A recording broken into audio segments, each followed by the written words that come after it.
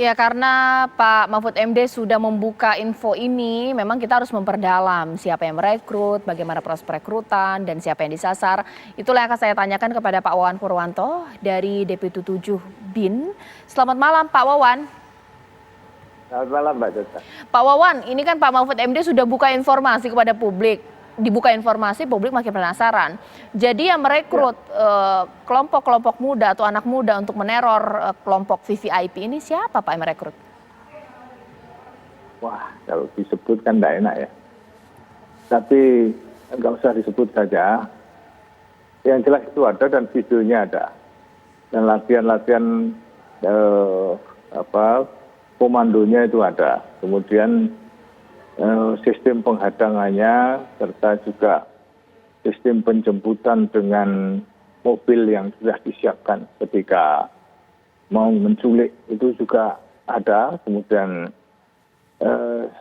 dibekali dengan senjata untuk menyerang dan juga termasuk senjata untuk menghunus, jadi menghilangkan jejak suara. Kalau tembakan langsung itu kan ada suara dan ditinggalkan magasin. Nah ini juga ada hunusan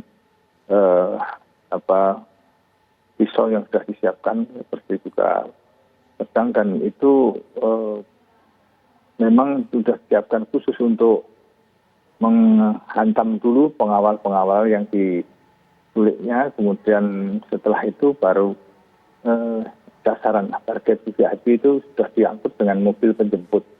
Jadi sistem pelatihannya itu jelas ya, dan ini dia juga berkoordinasi bukan hanya di Indonesia tapi juga dengan luar, dan inilah yang sekarang terus dilakukan upaya-upaya mematahkan dari sistem atau jaring yang mereka mainkan, dan kita terus melakukan perburuan begitu. Ya Pak Wawan, tapi cara membuat anak-anak muda ini mau jadi teroris ini bagaimana mereka merekrut? Benar dari media sosial atau lewat mana? Ya salah satunya ya medsos itu ada, tapi dia juga bertemu itu. Ya, bertemu karena latihan bukan lewat media, perekrutan bisa lewat media, tapi ini memang latihan para gitu, dari sistem komando.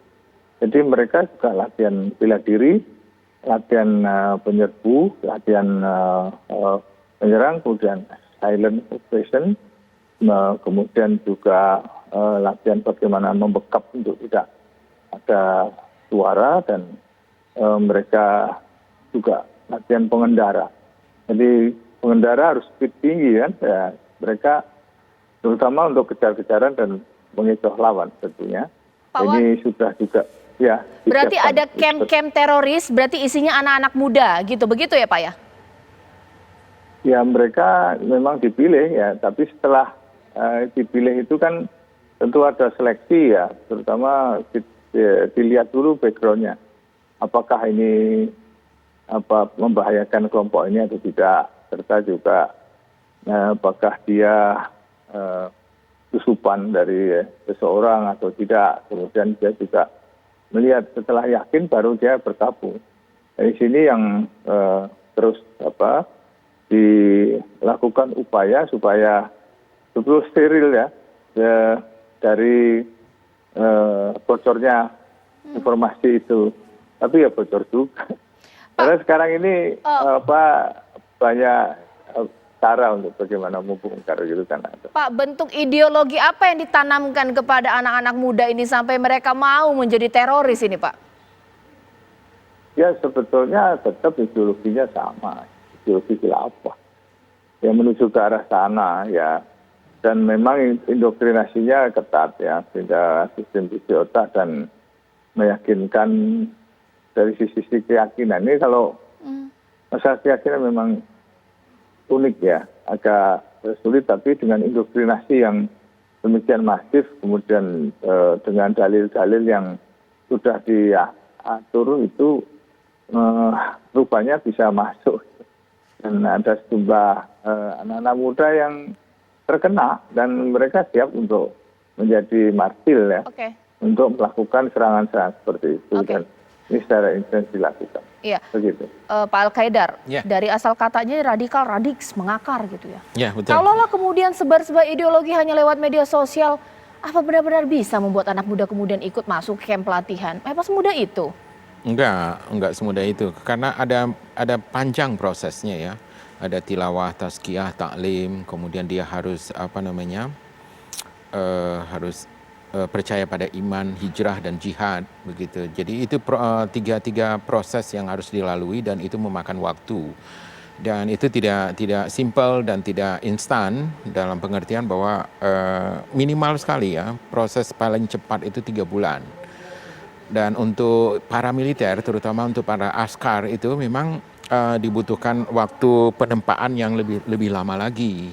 Kalau yang sipil-sipilnya yang tidak dijadikan pasukan itu umumnya lebih cepat dan kemudian mereka disuruh bergerak untuk mencari dana dan sebagainya atau mencari rekrutmen baru begitu.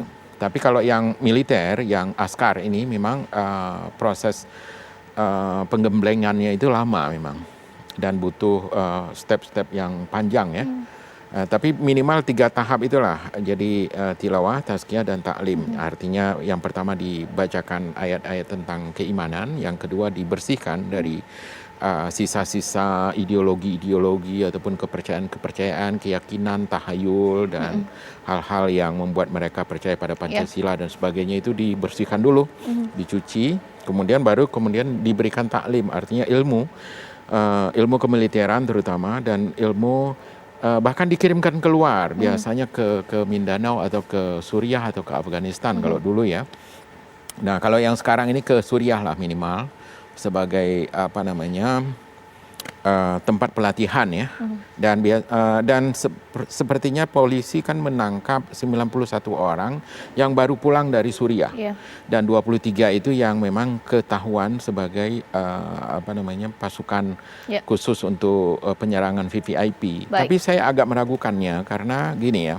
Dalam pengertian setahu saya Jamaah Islamiyah ini sudah defuse, sudah deactivated dan mereka kembali menjadi organisasi milenarian. Bahkan mereka membuat bunker dan sebagainya dan mereka seperti doomsday preppers gitu. Jadi tidak aktif lagi. Oke, nanti saya tanya kepada Pak Wawan bahwa dikatakan Pak Al-Qaedar butuh waktu yang lama untuk indoktrinasi, minimal 3 bulan. Itu kan sudah menjadi tugas MIN ketika sudah ada tanda-tanda dipotong, jangan kemudian sudah masuk camp pelatihan baru ditangkap. Sesaat lagi pemirsa, kita simak kabar terkini berikut ini.